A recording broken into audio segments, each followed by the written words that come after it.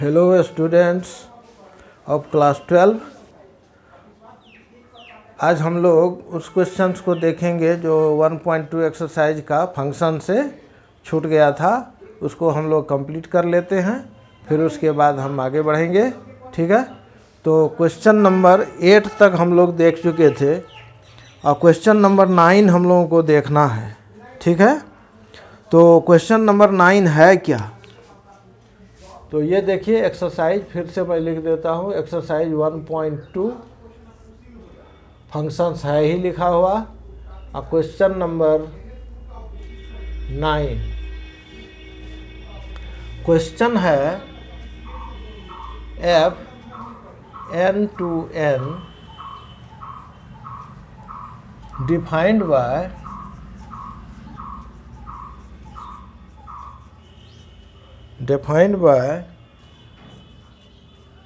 fn equal to n plus 1 by 2 if n is odd, or 2n by 2 if n is even। Sorry, n by 2 if n is even। ठीक है, n by 2 if n is even। ये कह रहा है कि state whether this is state whether f is bijective।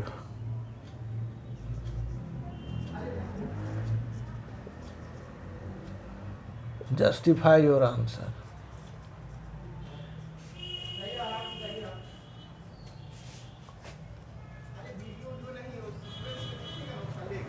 ठीक है, तो यानी बाइजेक्टिव कह रहा है ना, बाइजेक्टिव, तो 1 भी टेस्ट करना है और ऑन टू भी टेस्ट करना है। तो 1 के लिए हम लोग पहले देख ले, अब पहले थोड़ा समझ लेते हैं। अब चाहें तो परीक्षा में भी लिख सकते हैं, ऐसी कोई बात नहीं है। तो यहाँ देखिए n ऑड है, n दोनों नेचुरल नंबर है, माने डोमेन भी कोडोमेन भी दोनों के दोनों नेचुरल है। ठीक है, तो 1 से n ऑन 1 2 3 4 से लेके इन्फिनिटी तक, और कोड डोमेन भी 1 2 से लेके अप टू इन्फिनिटी तक। ठीक है, तो अब यहाँ देखें कि यदि if n equal to 1 then f1 क्या हो जाएगा? जब 1 है तो ऑड है, तो 1 में 1 ऐड करना है, तो 1 plus 1 by 2 is equal to 1। ठीक है, if n equal to 2 then f2 equal to, जब n 2 है यानी इवन है, तो सिर्फ 2 से, उसी में 2 से भाग दे देना है, तो 2 by 2 equal to 1।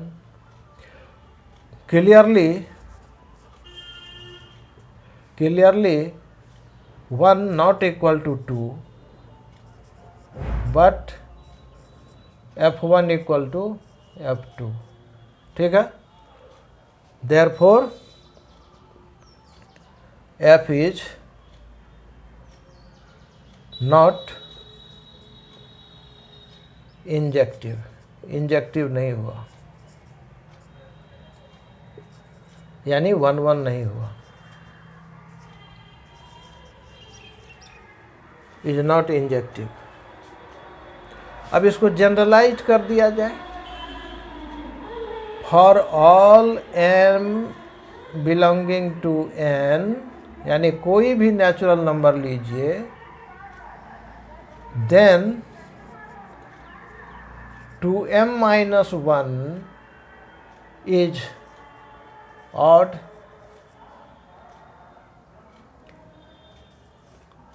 and 2m is even। Then या अब सीधा निकालिए, f2m minus 1 is equal to 2m minus 1 plus 1 whole divided by 2, that is equal to m। and f twice m is equal to 2m/2 that is equal to m।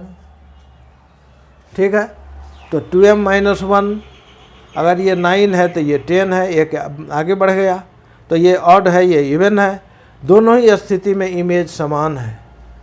ठीक है, तो function 1 1 नहीं हुआ, hence f is not 1 to 1, f 1 1 नहीं हुआ। एक तो हो गया, आधा पोर्शन कैंसिल। बाइजेक्टिव के लिए इतना ही सफिशिएंट है लिखना, कोई भी चाहे 1 1 चाहे ऑन टू, कोई एक कैंसिल हो गया तो बाइजेक्टिव तो नहीं है। लेकिन मान लीजिए इसी क्वेश्चन को पूछ दिया जाए कि प्रूव करो कि ये ऑन टू नहीं है, तब क्या करेंगे? या पूछ दिया कि नहीं 1 1 नहीं है, तो ये तो कर चुका हूँ मैं, और आगे ऑन टू के बारे में ही पूछे तब, तो देखिए however f is on to, कहिए क्यों? since for all n belonging to n, to n belonging to n, उसका डबल भी n को बिलोंग करेगा, such that fn equal to 2n/2 equal to n। ठीक है, तो इसीलिए कोई भी ऐसा डोमेन, को डोमेन का ऐसा एक भी नंबर नहीं है जो कि इमेज नहीं बना, यानी कि सारे के सारे को डोमेन के सारे एलिमेंट इमेज हो गए, तो ऑन टू हो गया। ठीक है, तो हेंस तो बाइजेक्टिव तो है ही नहीं है, ऐसे ही 1 1 कैंसिल हो गया तो बाइजेक्टिव नहीं है। जस्टिफिकेशन के लिए हमको इतना भी लिख करके छोड़ देते तो हो जाता। ठीक है, और 2 लाइन इसको लिख दिए, कोई हर्ज नहीं है, लेकिन अगर ऑन टू पूछे तो हमको इतना ही लिख करके काम चला लेना है। ठीक है, अब नेक्स्ट क्वेश्चन है हमारा क्वेश्चन नंबर 10। क्वेश्चन नंबर 10 में कह रहा है कि a equal to r-3 and b equal to r-1, यानी कि a और b दो सेट है। a सेट भी ऑलमोस्ट रियल नंबर है, सिर्फ 3 को छोड़कर। सिंगल वन एलिमेंट ऐसा है जो 3 जो a में नहीं है, और b में 1 नहीं है। पूरा का पूरा रियल नंबर है लेकिन 1 को छोड़कर। ठीक है, बाकी सारा का सारा रियल नंबर है। उस स्थिति में कहता है कि F A B defined by F X equal to x-2 upon x-3 is F is 1 1 and onto. अलग अलग कर दिया है।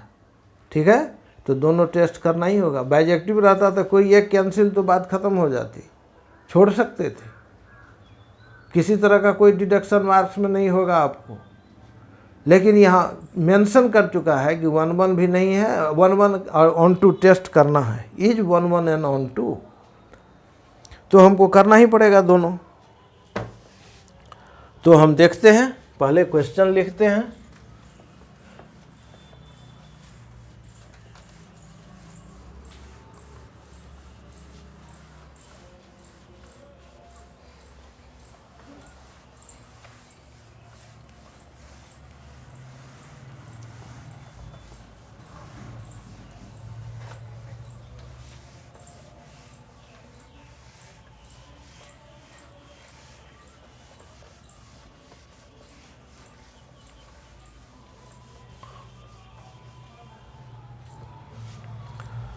Question number 10. Let A equal to R minus singleton 3 and B equal to R minus singleton 1.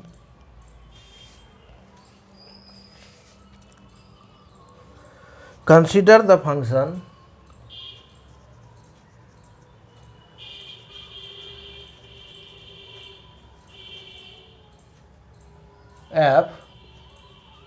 A to B defined as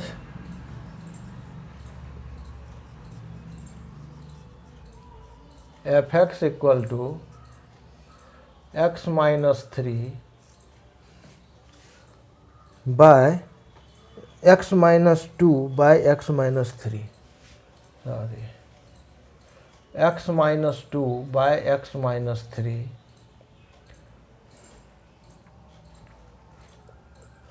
is f11 and onto justify your answer, वो दो शब्द और लिखा हुआ है, जस्टिफाई योर आंसर, ठीक है। तो सॉल्यूशन में हम देखें, पहले ये देख लीजिए कि ए जो हमारा रियल नंबर है उसमें 3 नहीं है, और बी जो हमारा सेट है जिसमें भी रियल नंबर है लेकिन 1 नहीं है, बाकी सारे के सारे इसमें हैं, इसमें भी 1 को छोड़कर है, इसमें 3 को छोड़कर सारे के सारे हैं, ठीक है। तो हम यहाँ लेते हैं, और अगर 1 1 और ऑन टू टेस्ट करना है तो ले लेते हैं, let f(x1) general element equal to f(x2).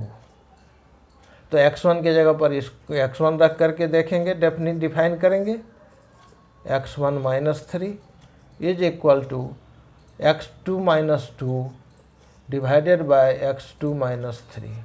तो अब क्रॉस करके देखते हैं क्या हो गया, सीधा मल्टीप्लाई कर देते हैं, x1 x2 minus 3x1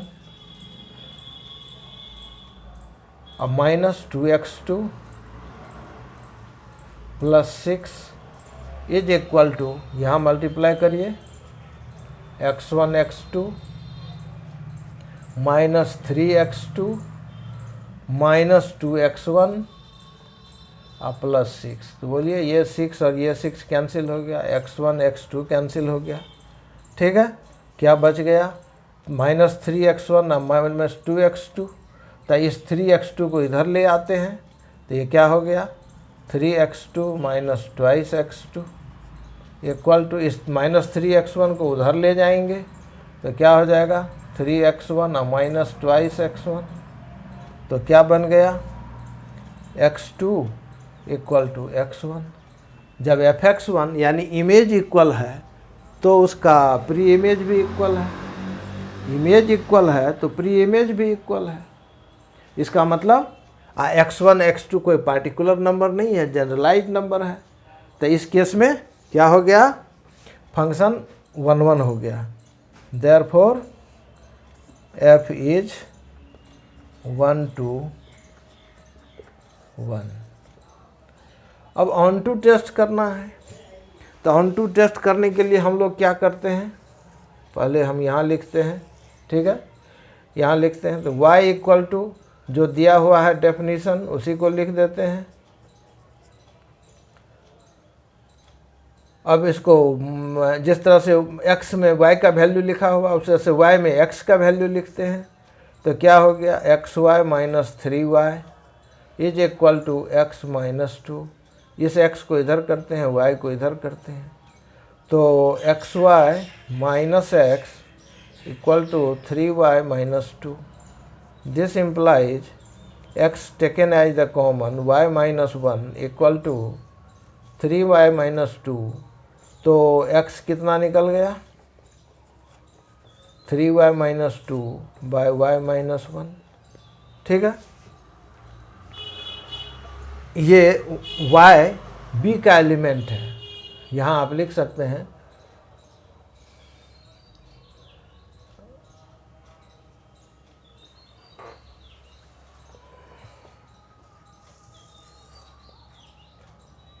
for y belonging to B, y equal to x minus 2 by X minus 3। तो y तो b का एलिमेंट हो गया, तो उसमें तो 1 है नहीं, इसीलिए y माइनस 1 तो 0 हो ही नहीं सकता, क्योंकि 1 रहेगा तो 1 माइनस 1 होगा तभी 0 होगा, इसीलिए ये 0 हो नहीं सकता। तो y के सभी वैल्यू के लिए ये डिफाइन है, ऊपर कुछ भी हो ठीक है, जीरो हो या नॉन जीरो हो, पॉजिटिव हो या नेगेटिव हो, कुछ भी हो, नीचे में जीरो आ नहीं रहा है, तो ये डिफाइन तो हो गया। लेकिन अब देखना है कि x जो है वो a का एलिमेंट है, x a का एलिमेंट है, तो x जब a का एलिमेंट है तो a में तो 3 नहीं है, तो क्या इसका वैल्यू कभी 3 आता है? अगर आएगा तब तो गलत हो गया।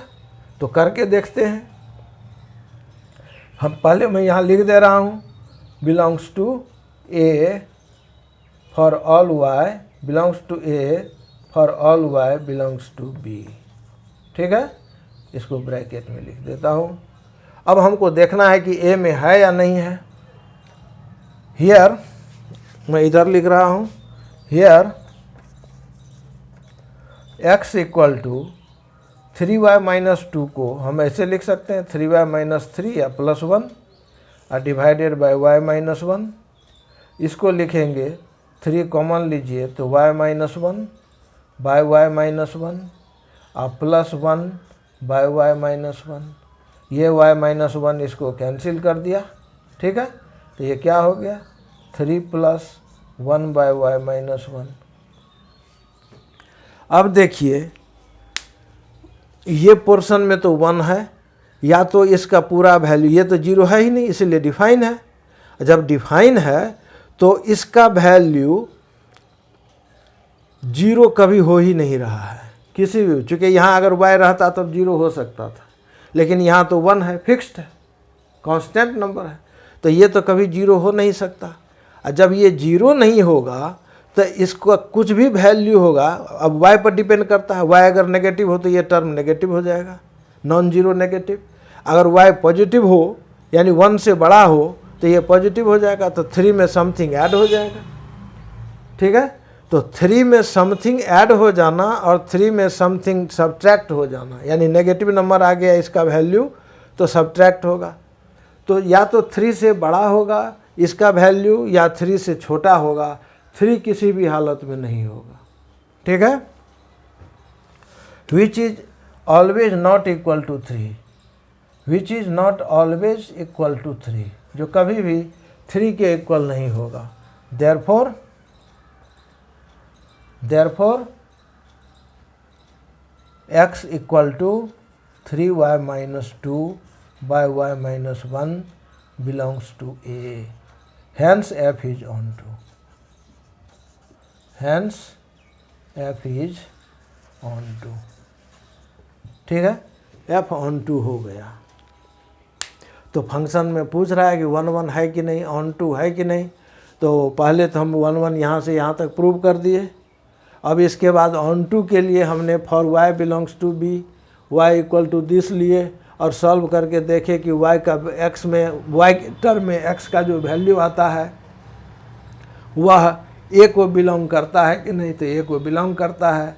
तो ऐसा कोई भी y रख दीजिए जो y को बिलोंग, मेरे सेट b को बिलोंग करता है, तो ये हर हमेशा 3 से डिफरेंट आएगा, चाहे पॉजिटिव आए नेगेटिव आए, लेकिन 3 से डिफरेंट आएगा, 3 नहीं आएगा।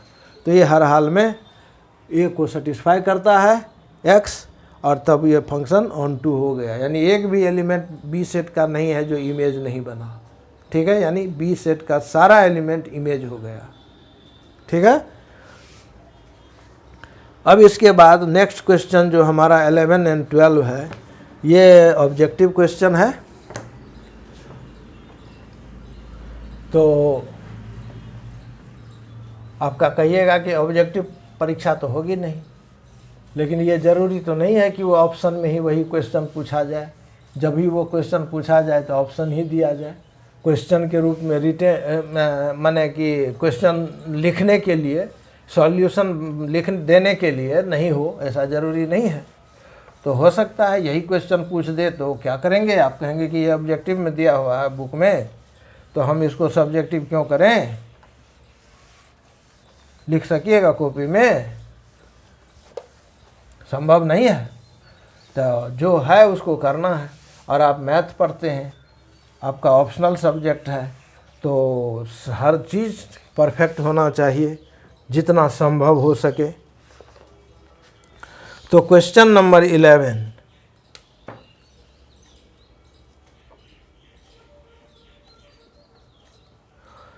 F R to R. पूरी बात मैं नहीं लिख रहा हूँ, जान रहे हैं कि मैं एनसीईआरटी बुक पढ़ा रहा हूँ और क्वेश्चन दिया हुआ है, डेफिनेशन है F X equal to x4। तो ऑप्शन है एफ ए में 1 1 ऑन टू, बी में मेनी 1 ऑन टू, सी में 1 1 but not onto, F में नाइदर 1 1 नॉर ऑन टू। ठीक है ना, 1 1 है ना ऑन टू है डी में ऑप्शन है। तब हम लोग यहाँ देखें कि ये क्या हो सकता है।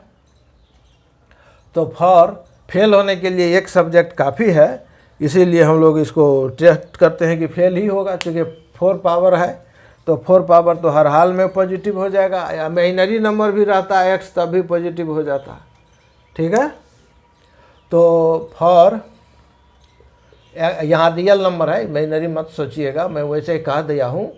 तो for x1 equal to 1 and x2 equal to -1, fx1 equal to f1 equal to 1 to the power 4 is equal to 1 and fx2 that is equal to f2 fx2 that is equal to f -1, x2 का value हम लोग -1 लिए हैं, that is -1 to the power 4, तो ये भी +1 हो गया।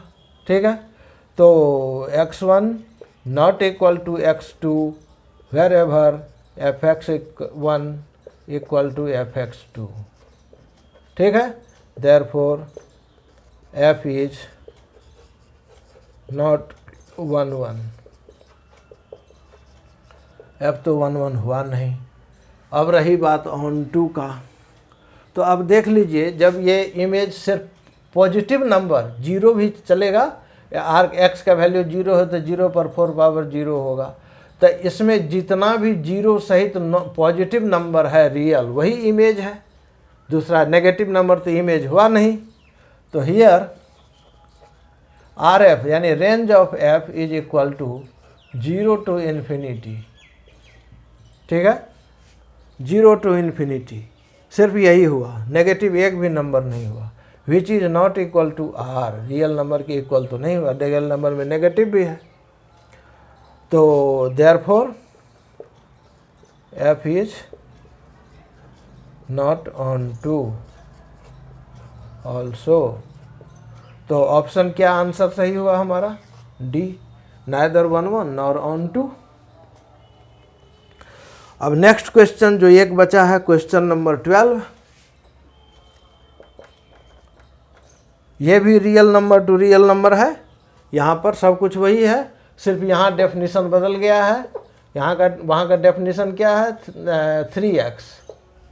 ठीक है, यहाँ डेफिनेशन क्या दिया है क्वेश्चन नंबर 12 में कि 3x, तो 3x है, तो अब क्या करें।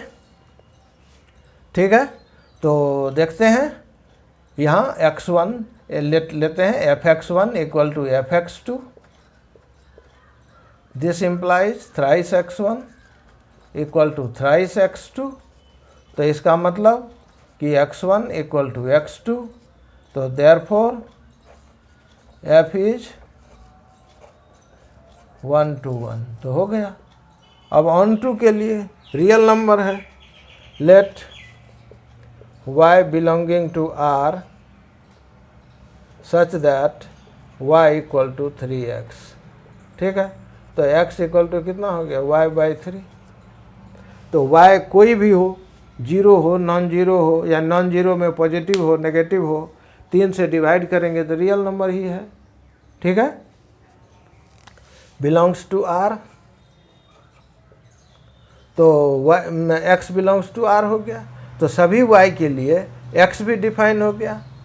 Therefore for all y belonging to r, x belonging to r, hence f is onto also. f is onto also, तो ऑप्शन हमारा क्या सही होगा, f is 1 1 and onto. Therefore option हमारा ए सही हुआ, correct हुआ answer. ये डी करेक्ट था, ये ए करेक्ट था। हुआ? ठीक है। तो इस तरह से ये 1.2 हमारा एक्सरसाइज ख़त्म हुआ, फिनिश हो गया आज। और नेक्स्ट में हम लोग आगे देखेंगे composition end of functions and invertible function. ठीक है।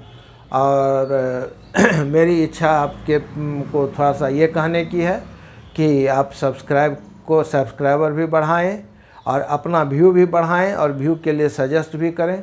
और ज़रूरत हो तो बार बार आप पीछे का सेट थ्योरी में एक बार पढ़ने से नहीं होगा। ठीक है। ये बार बार पढ़ना पड़ेगा और प्रैक्टिस भी कीजिए खुद से लिख करके, तभी परीक्षा में अच्छे अंक आएंगे। जनरली ये कंसेप्ट है कि सेट थ्योरी, बहुतों को मैं देखता हूँ ट्यूशन पढ़ाते हुए, मेरी अपने लाइफ में मैं बहुत देख चुका हूँ कि लोग सेट थ्योरी को कहते अरे ये कुछ नहीं है, उसमें ऐसे ही हो जाएगा, पढ़ाता है नहीं। ठीक है। और जब कोई जिद करेगा तो कहेगा क्या कि इसमें अच्छा नंबर नहीं आता है, इसमें माथापच्ची बहुत है। तो माथापच्ची बहुत करो और नंबर भी आएगा, कम सम आएगा, ठीक से नहीं लिख पाओगे, समझा नहीं पाओगे, तो तुमको नंबर कम आया। तो काहे के लिए इसके फेर में 10 नंबर का पूछता है इस एक्सरसाइज से, तो क्यों इसके फेर में रहते हो? 90 नंबर ले। और अभी 80 अगर है तो अब तो 10 नहीं पूछता है, शायद 7 या 8 पूछता है। ठीक है। 80% 10 का 80% 8 हो गया, तो 8 नंबर से अधिक नहीं पूछता है। तो क्यों 8 नंबर के लिए माथा ख़राब करते हो? 72 ले आओ। बाकी जो है तुमको अगर इधर 20 में 18 19 दिया तो भी तुमको अच्छा मार्क्स आ गया। तो इसलिए इसमें ज़्यादा माथा खर्च करने की आवश्यकता नहीं है।